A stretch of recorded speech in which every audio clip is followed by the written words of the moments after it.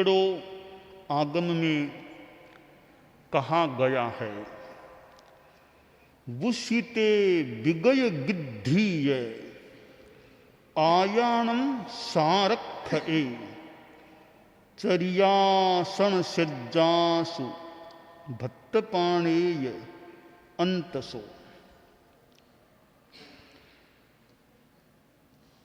संयमी व्यक्ति धर्म में स्थित रहे,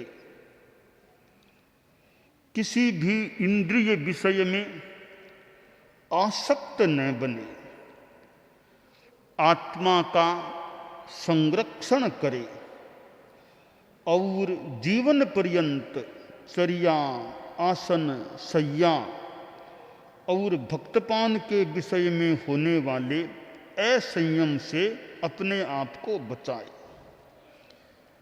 एक साधु के लिए एक सदुपदेश, सत्प्रेरणा, सन्मार्गदर्शन इस एक श्लोक से प्राप्त हो सकता है। धर्म में स्थित रहना साधु का तो जीवन धर्म के लिए समर्पित होना चाहिए। धर्म के लिए समर्पित है तो धर्म में स्थित रहे, अपनी साधना में स्थित रहे और महाव्रतों के प्रति जागरूक रहे। दूसरी बात, अब धर्म में स्थित रहना है तो इंद्रिय विषयों से अनासक्त रहना, उनमें आसक्ति न करना भी अपेक्षित है। ये दोनों विरोधी तत्व हैं। अगर धर्म में स्थित रहना है तो इंद्रिय विषयों में अनासक्त रहना होगा। अगर धर्म में स्थित नहीं रहना, फिर भले कुछ भी करे, कौन क्या कह सकता है। तो धर्म और विषयासक्ति इन दोनों में विरोध है, तालमेल नहीं है। या तो धर्म रहेगा या विषयासक्ति रहेगी। तो बहुत सुंदर कहा गया कि धर्म में स्थित रहे और उसके लिए मानो अपेक्षित है कि विषयों में आसक्त न बने, विगत गृद्धि ही, गृद्धि चली गई, अगृद्धि रहे। धर्म में स्थित रहने वाला अपने आप में स्थित हो सकता है। साधु जा रहा था, साधक साधु, कोई डाकुओं की एरिया आ गई। तो डाकू ने देखा, रे कोई आदमी जा रहा है, इधर से आते लोग कम, आज ये आदमी जा रहा है, इसको भी लूटने का प्रयास करें। तो डाकू ने जोर से आवाज दी, अरे ठहर जाओ, अरे ठहर जाओ, ठहर जाओ। साधक रुका, देखा अच्छा कोई आदमी आवाज दे रहा है। तो साधक बोला कि भैया मैं तो ठहरा हुआ ही हूं, अब तुम ठहर जाओ। मैं तो ठहरा हुआ ही हूं, अब तुम ठहर जाओ। कैसे? साधक तो चल रहा था और कहा मैं ठहरा हुआ हूं, अब तो खैर ठहर गया था, मैं ठहरा हुआ हूं, तुम ठहर जाओ। डाकू निकट आया कि बोला क्या कह रहे हैं? आप तो चल रहे थे, आप कहां ठहरे हुए हैं? हां अभी तो ठहर गए, आप पहले तो चल ही रहे थे। आप मुझे कहां ठहरने की बात कह रहे हैं? साधक ने कहा मैं आत्मस्थ हूं, मैं आत्मा में ठहरा हुआ हूं, मैं आत्मा में ठहरा हुआ हूं। तुम बाह्य विषयों में प्रवृत्त हो, गतिमान हो, इसलिए तुम ठहर जाओ, तुम विषयासक्ति छोड़ो और आत्मा में ठहरने का अभ्यास करो। क्या करते हो? बोला मैं तो डाकू हूं, लूटपाट करना, हत्या करना यह मेरा धंधा है, धन चाहिए इसलिए लूटपाट करता हूं, और कोई धंधे में रुचि नहीं, इसी धंधे को अपना पेशा बना लिया है। संत ने उपदेश दिया कि भैया दूसरों की हत्या करना, कुछ टुकड़ों के लिए, कुछ पैसे के लिए दूसरों को मार देना, ऐसा काम क्यों करते हो? कितना पाप कर्म का बंध हो सकेगा? आगे कहां जाना पड़ेगा? नरक गति में जाना पड़ेगा, त्रियंच में कहां तुम्हारा जन्म होगा। ऐसा काम नहीं करना चाहिए। अब संत की साधना सिक्त सुधामयी वाणी डाकू की करुणा तिथि बनी, डाकू का मन बदला। बोला संत प्रवर, पिछले अरसे में काफी ऐसा काम किया है, लूट पाट मारना, आज आपका दर्शन हुआ है, अब मैं इस कार्य से निवृत्त हो रहा हूं। डाका डालना और हत्या करना दोनों का ही परित्याग करता हूं। संस्कृत में सुंदर कहा गया, साधु नाम दर्शनम पुण्यम, तीर्थभूता ही साधव है, कि साधुओं के दर्शन भी पुण्य होते हैं, पवित्र होते हैं। साधु तो जंगम तीर्थ, चलते फिरते तीर्थ होते हैं। तो शास्त्रकार ने कहा धर्म में स्थित रहे, तो संत साधक ने कहा मैं तो स्थित हूं, मैं धर्म में, आत्मा में स्थित हूं। डाकू से कहा अब तुम ठहर जाओ। इंद्रिय विषयों में अनासक्त रहना, शब्द रूप गंध रस और स्पर्श, इनकी आसक्ति में आदमी संलग्न हो जाता है और आत्मा से मानो दूर हो जाता है। आगे कहा गया आयाणम सारक्ष ए, आत्मा का संरक्षण करे, आत्मा की रक्षा करे। राष्ट्र की रक्षा की बात आती है, मातृभूमि रक्षा की बात आती है। यहां कहा गया आयाणम, आत्मा की रक्षा करो। ये इंद्रिय विषय हैं, उनमें आसक्ति है, वो आत्मा के लिए खतरा है, तो आत्मा की रक्षा करो, इंद्रिय विषयों की आसक्ति से बचो। और आगे कहा गया असंयम से अपने आप को बचाओ। आत्मा की रक्षा करनी है, असंयम से स्वयं को बचाना होगा। संयम रक्षा है, असंयम खतरा है, अरक्षा है। संयम है तो रक्षा है। शास्त्र में कुम्मुब्ब अल्लीण पलीण, कूर्म का उदाहरण अनेक धर्म ग्रंथों में इंद्रिय संयम के संदर्भ में कूर्म कछुए को उदाहरित किया गया है। कछुए की तरह आलीन प्रलीन गुप्त रहो, कूर्म की तरह अंगों का संयम रखो, इंद्रियों का संयम रखो। हमारे धार्मिक साहित्य में त्रियंचों को भी उदाहरित किया गया है। कहीं भंवरे का कि गोचरी कैसे करो, गाय गोचरी गो भ्रमर की तरह भिक्षा ग्रहण करो, यानी शिक्षा इन जानवरों से भी आंशिक आंशिक आंशिक शिक्षा ली जा सकती है। कहीं कुत्ते को भी उदाहरण के रूप में ले लिया गया कि विद्यार्थी कैसा हो, श्वान निद्रा, श्वान की तरह नींद वाला हो विद्यार्थी। तो शिक्षा जहां से भी मिलती हो, आदमी हाथी को गज गति, हाथी की तरह गति, मंथर गति, गाडरवत नीची दिग, भेड़ की तरह नीचे, तो कितने जानवरों को, और संस्कृत में एक चिंटी गच्छन पिपीली कहा जाती, कि कीड़ी जैसे चलती चलती कहां तक पहुंच जाती, तो आदमी भी चले, यानी पुरुषार्थ करता रहे। तो यहां जो यह आत्मा की रक्षा की बात है, असंयम से अपने आप को बचाने की बात है, तो हम कूर्म की तरह है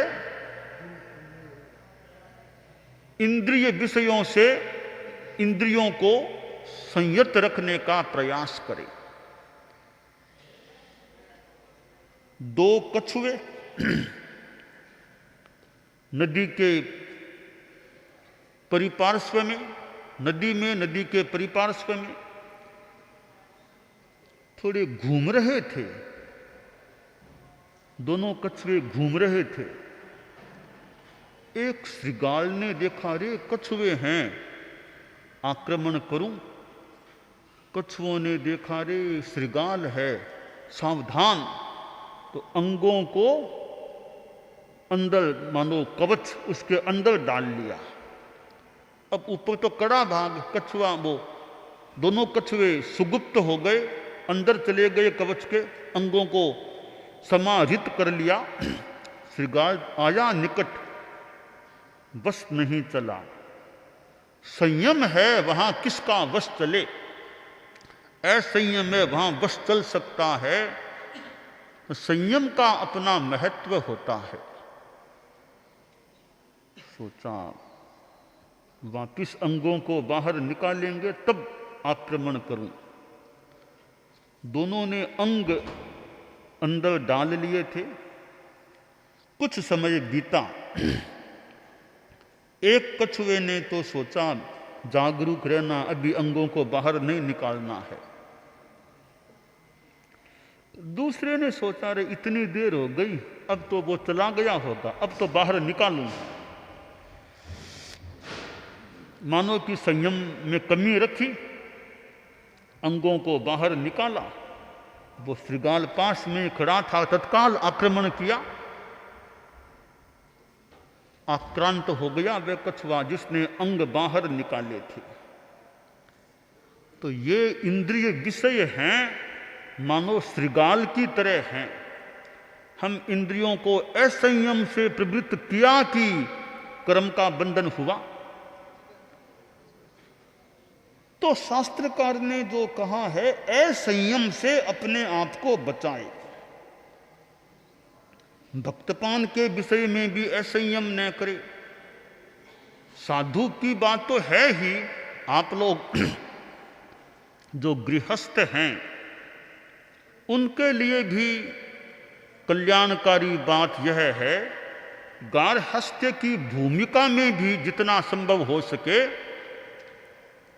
असंयम से अपने आप को बचाने का प्रयास करें। भक्तपान में असंयम साधु को भी नहीं करना चाहिए। साधु को तो और विशेष संयम रखना चाहिए। गृहस्थ को भी खान पान भक्तपान में संयम का प्रयास करना चाहिए। खाने का संयम 24 घंटे दिन रात के हैं, तो भी रात में नहीं खाना तो कितना संयम। साधु के नियम है रात्रि भोजन ब्रह्मण व्रत का, कि रात्रि में भोजन नहीं करना, तो कितना बड़ा संयम हो गया। दीक्षा ली तब से जिंदगी भर के लिए रात्रि भोजन नहीं करने का संकल्प। रात्रि भोजन से विरमण, खान पान का बड़ा संयम है। आप लोग जो गृहस्थ हैं, सूर्यास्त से सूर्योदय तक चारों आहारों का त्याग रखें, अच्छी साधना है। मान लो किसी के भी पानी के बिना तो नहीं रह सकते, विहार कर लो, पानी के आगार, बाकी 3 आहारों का त्याग कर दो, वो भी कठिन है। आने में लेट हो जाते हैं, ऑफिस से आते हैं, दुकान से आते हैं तो सूर्यास्त हो जाता है, बाद में खाना खाना होता है। कभी किसी काम से इधर उधर जाना पड़ता है तो लेट हो जाते हैं। कि जितना करो उतना, रात को 9 बजे के बाद मत खाओ, 10 बजे के बाद मत खाओ, इतना कर लो। थोड़ा तो रखो मनोबल भी, रात को 10 बजे के बाद तो भोजन नहीं करना, इतनी रात चलेगी अब क्या खाना। तो 10 बजे से सूर्योदय तक फिर भोजन नहीं, कुछ भी नहीं। पानी का मान लो एक अपवाद आगार हो रह सकता है, पानी के सिवाय त्याग। कभी दवाई तो लेनी पड़ जाती है, ठीक है, दवाई का आगार रख लो, दवाई पानी का और त्याग कर दो। जितना कर सको उतना भक्तपान का संयम करो। गृहस्थ है जितना त्याग करे, श्रावक है, गृहस्थ है, पंचम गुणस्थान जितना त्याग करेगा, वृत्ति व्रत संबर होता रहेगा। कि दिन में खाना, सुबह का नाश्ता हो गया, अब 3-4 घंटे का त्याग कर दो। नाश्ता हो गया, अब खाना तो 11-12 बजे है, बीच में 3-1 घंटा का टाइम है, सर्दी का मौसम है, तो 3 घंटे चारों आहारों का त्याग है। बस अब न खाना न पीना, निश्चिंत है। भोजन हो गया, लंच ले लिया मध्याह्न में, अब शाम को तो मान लो 4-5 बजे खाना बाद में है, 4 घंटा जितना टाइम बीच में है, पानी के सिवाय 3 आहारों का त्याग कर सकें तो भक्तपान का संयम हो गया। तो यूं अनेक रूपों में द्रव्यों की सीमा कर ली कि भोजन में 10 द्रव्य, 9 द्रव्य, 11 द्रव्यों से ज्यादा नहीं लगाना है, वो संयम। अनेक रूपों में भक्तपान का संयम किया जा सकता है। तो आत्मा की रक्षा करें, धर्म में स्थित रहें, इंद्रिय विषयों की वृद्धि में न जाएं। तो आत्मा कितनी निर्मल रह सकती है, इंद्रिय विषयासक्ति नहीं, भक्तपान का संयम, विचारों का भी संयम, वाणी का भी संयम। आदमी वाणी का भी संयम करे, क्या बोलता हूं, किसी को कड़वा अनावश्यक क्यों बोले, झूठी बात क्यों बोले, अपना मौन रखे ना, वाणी का संयम रहेगा। ज्यादा बोलना बढ़िया नहीं, यानी अनावश्यक बोलना बढ़िया नहीं होता है। संस्कृत के 2 चरण बहुत महत्वपूर्ण हैं, लेखन और भाषण के संदर्भ में हैं। ना मूलम लिख्यते किंचित नानपेक्षित मुच्यते। ना मूलम, निराधार, आधार के बिना बात लिखनी नहीं, आधार पास में चाहिए। यह बात लिखी है, यह मेरे पास आधार है। निराधार मत लिखो, अमौलिक बात मत लिखो। और नानपेक्षित मुच्यते, अनपेक्षित नहीं बोला जाता है। जहां अनपेक्षित नहीं बोलना, आवश्यक बोला, बाकी नहीं बोलना। तो बड़े महत्वपूर्ण हमारी समणियां बैठी है, और भी तो बड़े सुंदर 2 चरण हैं। नामूलम लिख्यते किंचित नानपेक्षित मुच्यते। आगम में टिप्पण लिखना है तो आधार है क्या, जो बात लिखी जा रही है उसका आधार मेरे पास है क्या, कोई टीका का, चूर्णी का, किसी ग्रंथ का आधार है तो ठीक है। आधार नहीं है, कोई ज्ञान प्राप्त नहीं हो रहा है, तो फिर टिप्पणी में यह बात दे या न दे, या दे तो भी मेरा यह चिंतन है, मेरी यह संभावना है, आधार तो नहीं है कोई। तो लेखन में हम आगमों को देखें ना, जगह जगह फुटनोट मिलते हैं, टिप्पण फुटनोट मिलते हैं। हमारे आगम में कहीं टीका, चूर्णी आदि आदि के नीचे फुटनोट बहुत मिलते हैं, यानी आधार है हमारे पास, इस आधार से यह बात लिखी गई है। बोलने में भी आधार चाहिए। इतिहास की बात बोलते हैं, तेरा पंथ के साधु साधियों की, आचार्यों की बात, तो आधार है ना, यह बात इतिहास में है या नहीं। इतिहास में तो नहीं है, तो कहां से सुनी आपने, सुनी वो भी पता नहीं किससे सुनी, तो फिर बोलो मत। न तो आपके पास ग्रंथ का आधार है, न आपके पास स्मृति का आधार है, किससे सुनी पता नहीं, तो ऐसी बात को यथासंभव शायद न बोलना ही बढ़िया है, कोई आधार नहीं है। श्रुतानुश्रुत है तो यह तो बताओ ना, आपने कहां से सुनी यह बात, किससे सुनी थी? तो किससे सुनी याद नहीं, तो फिर नहीं बोलना संभवतः ज़्यादा बढ़िया। व्याख्यान में वो बात मत बोलो तो न ग्रंथ के आधार से युक्त है और न स्मृति के आधार से भी, नाम पता नहीं किससे सुनी थी। तो नामूलम लिख्यते किंचित नानपेक्षित मुच्यते, अमौलिक अनाधार बात लिखो मत, अनपेक्षित बोलो मत। तो संयम हो सकता है, तो शास्त्र ने अनेक बातें बताई हैं। हम अपने जीवन में संयम की चेतना को यथोचित पुष्ट करने का प्रयास करें, यह काम्य है। दानान सेठम अभयपयाणम सच्चे सुया अणवज्जं वयन्ति तवे सुया उत्तम बंभचेरम लोगुत्तमे समणेनाय पुत्ते।